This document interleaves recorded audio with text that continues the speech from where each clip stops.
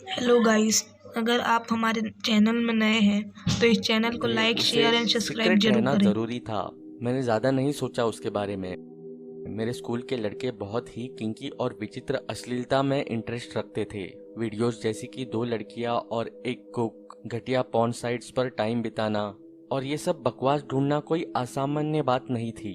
मैंने कभी भी बहुत ज़्यादा टाइम इंटरनेट पे बिताया भी नहीं था। ज़्यादा से ज़्यादा मैं NBA हाइलाइट्स देख लेता था, पर और कुछ खास नहीं। सोशल मीडिया साइट्स पे कभी इंटरेस्ट ही नहीं आया और जो वाहियात चीजें मेरे दोस्त देखते थे उसमें तो कभी भी नहीं। एक दिन हम लोग लंच टेबल पर बैठे थे। मेरे दोस्त बात कर रहे थे कि पोर्नोग्राफी में लेटेस्ट क्या चल रहा है। एज यूजुअल मैं बाहर देखने लगा जब उन लोगों ने ये बातें शुरू की। फिर एक दोस्त केविन ने डिस्कस करना शुरू किया डार्क वेब के बारे में, और जब उसने मेंशन किया तो सब किंकी चीजों में कंपैरिजन शुरू हो गया। Hitman websites, animal torture, realistic depiction और पॉसिबिलिटी ऑफ रेप। उसने ये भी बताया उसके पास चाइल्ड पोर्नोग्राफी की भी लिंक्स है, पर उसने किसी पे भी क्लिक नहीं किया था। सच कहूँ तो जो मैंने सुना उससे मेरा थोड़ा इंटरेस्ट भी बन गया कि ऐसी घटिया दुनिया भी है इंटरनेट पर। केविन ने हमें वीकेंड पे स्लीप ओवर के लिए इनवाइट किया। उसने कहा वो जिस बारे में बात कर रहा है वो हमें दिखाएगा। हम सबने स्टे ओवर के लिए हाँ कह दिया। जैसे ही उसने हमें डार्क वेब की तरफ नेविगेट किया, मैंने देखा कि वो सच बोल रहा था। उसने जो भी अश्लील चीजों के बारे में बताया था हमने उनके लिंक्स देखे।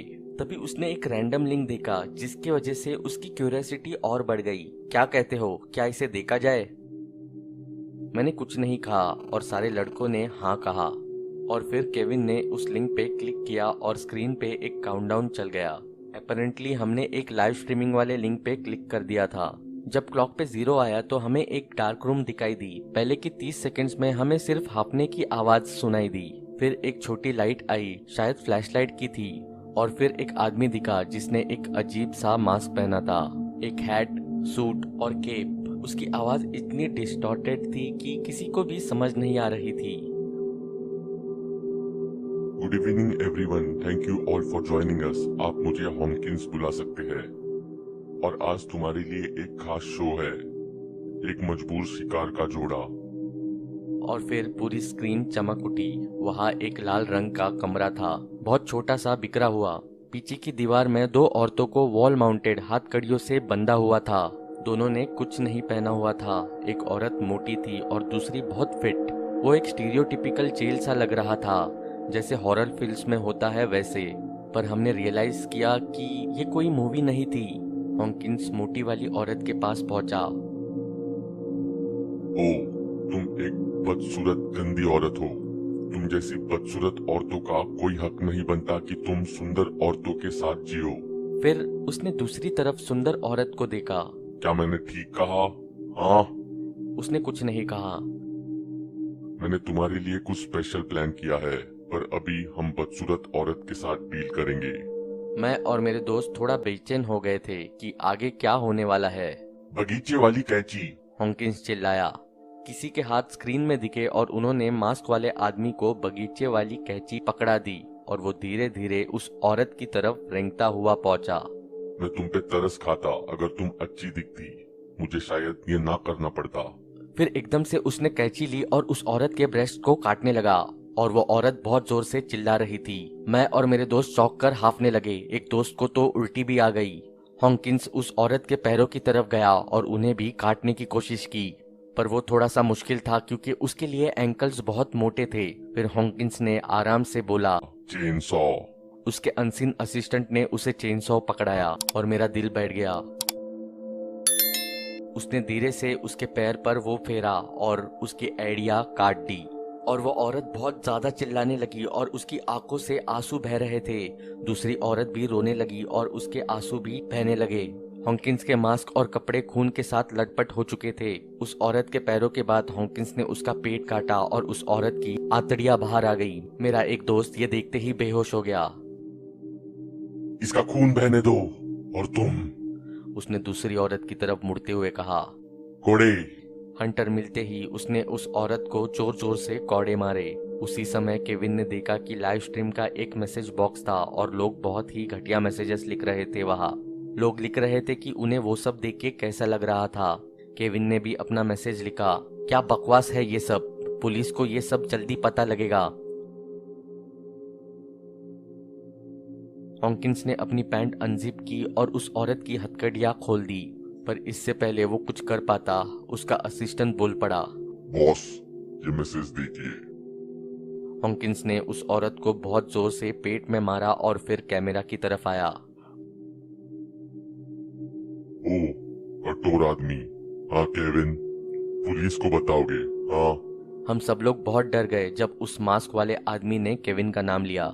कोई बात नहीं, मेरे पास तुम्हारी सारी इंफॉर्मेशन है जो मुझे चाहिए। लगता है हम जल्दी मिलेंगे। एक बॉक्स दिखाई दिया जिसमें केविन का नाम लिखा था, घर का एड्रेस और स्कूल का नाम भी। केविन डर के मारे वही जम गया। अब अगर आप इजाजत दे तो मुझे कुछ काम पूरा करना है। अब केविन ने कंप्यूटर शट डाउन कर दिया। सारे दोस्त चले गए थे, पर मैंने उसके साथ रुकने का डिसाइड किया। हालांकि मैं भी बहुत डरा हुआ था। फॉर्चुनेटली उस रात कुछ नहीं हुआ, पर केविन को बिल्कुल नींद नहीं आई। थोड़े हफ्ते बीत गए और हमने देखा जो हमारे साथ हुआ था वो बहुत बड़ी बात बन चुकी थी। एक फ्राइडे की शाम को मैं लोकल न्यूज़ देख रहा था और उसमें आ रहा था कि बहुत सारे लोगों की हत्या हो गई थी हमारे घर के बहुत पास में ही।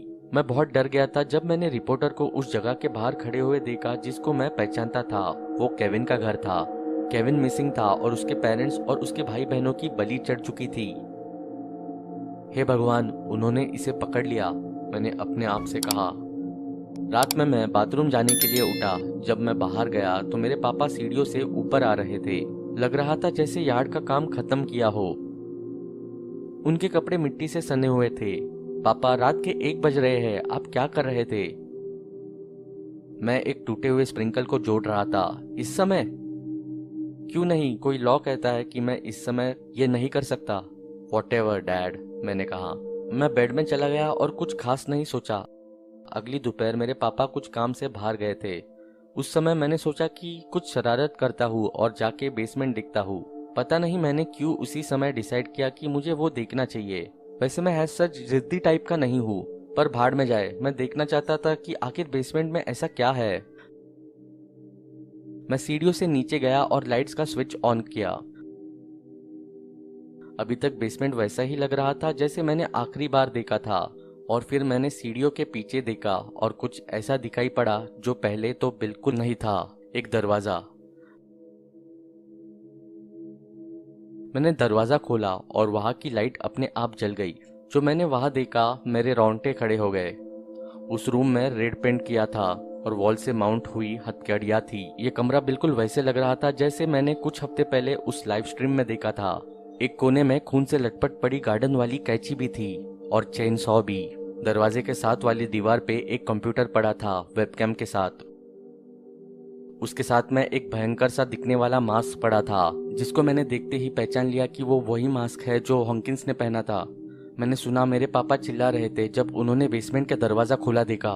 वो मुझे गालियां देते हुए नीचे आए और अपने ट्रैक्स में रुक गए। उन्होंने मुझे सीक्रेट रूम की एंट्री पे मास्क के साथ खड़ा हुआ देखा। उनके एक्सप्रेशंस गुस्से से सीधा हैरान होते हुए चेंज हो गए। हम दोनों एक दूसरे को कुछ समय तक सिर्फ देखते रहे और फिर एकदम से जोर जोर से रोने लगे। मैं उनके मुंह और पेट पे लात मारता हुआ वहां से निकल आया और ऊपर जाकर पुलिस को फोन करने लगा। पुलिस आई। मेरे पापा फिर अरेस्ट हो गए थे। उन्होंने बेसमेंट को साउंड प्रूफ इसीलिए रखा था ताकि किसी के चिल्लाने की आवाज बाहर न जाए। और केविन और वो दोनों औरतें हमारे बैकयार्ड में दफनाए गए थे। उनकी बॉडीज एक दूसरे के ऊपर पड़ी थी। और अब समझ आया था मेरे पापा का लेट नाइट बैकयार्ड वाला काम।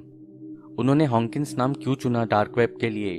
अपेरेंटली पास के कब्रिस्तान में एक कार्ल हॉकिंस नाम का आदमी दफना था जिसका 1995 में मर्डर हुआ था। वो क्राइम 20 साल तक सॉल्व नहीं हुआ था। मेरे पापा ने उसका मर्डर भी कन्फेस किया और जब उस वारदात के डीएनए सैंपल्स की जांच हुई तो वो मैच हो गए। हॉकिंस नाम उन्होंने इसीलिए रखा क्योंकि वो उनका पहला मर्डर था और पहला मर्डर या कोई भी पहली चीज हमेशा हमें याद रहती है, ऐसा उनका मानना था।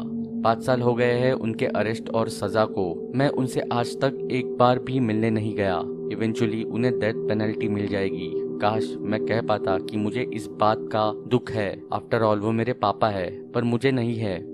मैं विश्वास नहीं कर सकता कि जिस इंसान ने मुझे पाल पोस कर बड़ा किया वो एक राक्षस से भी बदतर था।